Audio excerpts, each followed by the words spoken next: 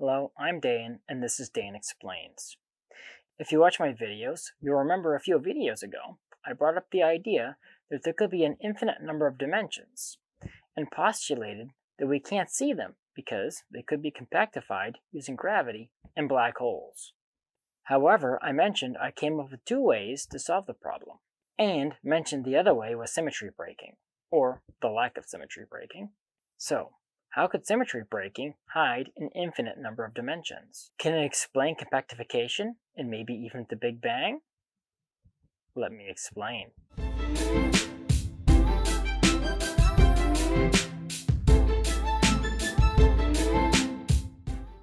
I'm not going to go into great detail about what symmetry breaking is, because the explanation is mostly mathematical, and this isn't a math channel. But symmetry breaking gives rise to particle mass.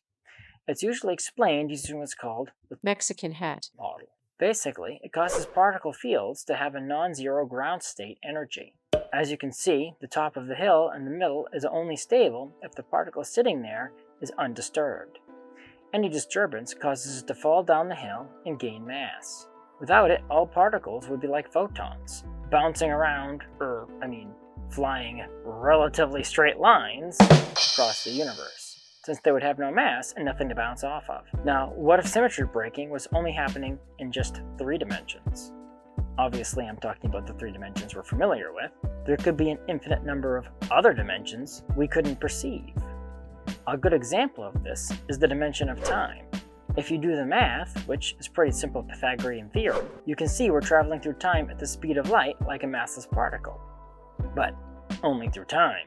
Time could be one or even many dimensions where the particles we are made out of are not coupling with any fields that cause them to experience symmetry breaking and attain mass. Basically, there could be infinite dimensions, but because the particles we're made of only have mass in 3 of them, at least on a macro scale, we can't interact or even perceive these other dimensions.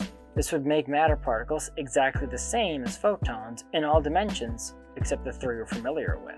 Beyond that, how this would work exactly is slightly confusing. You'd think the more energy you'd add to the universe, the more dimensions you'd break into. However, it seems to be the opposite.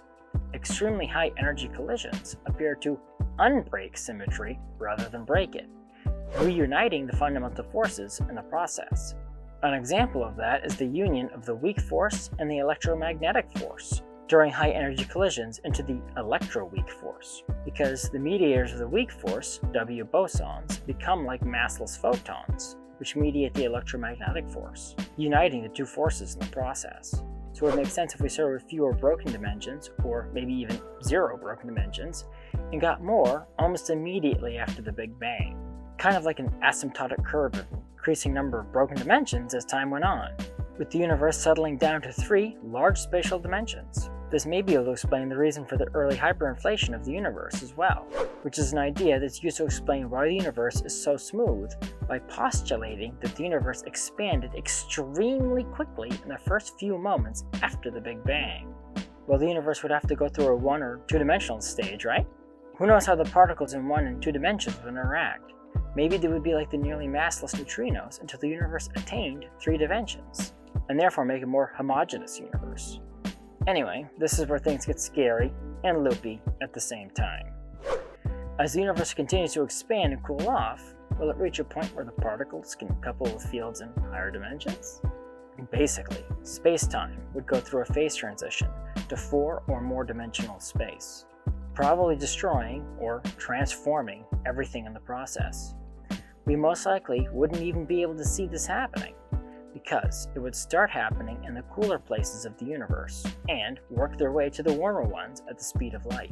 Heck, this could already be happening as I speak, and we wouldn't know it.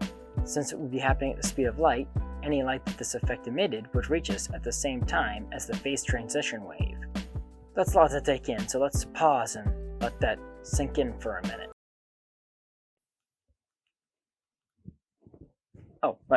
Sorry.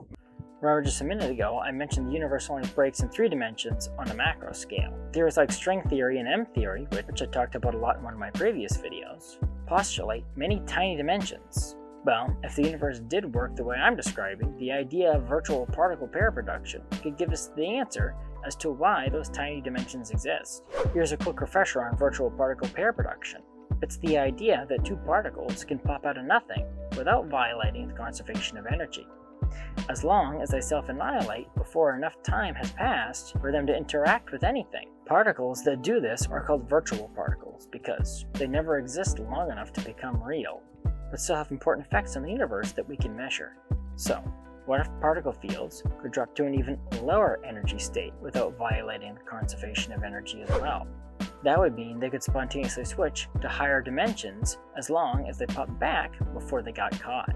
This could explain the issue of compactification in M-theory, which is the idea that we can't see the extra tiny dimensions M-theory needs to work because they are so small. This would create higher dimensional particle fields similar to the large spatial particle fields we are familiar with, but with extremely short ranges.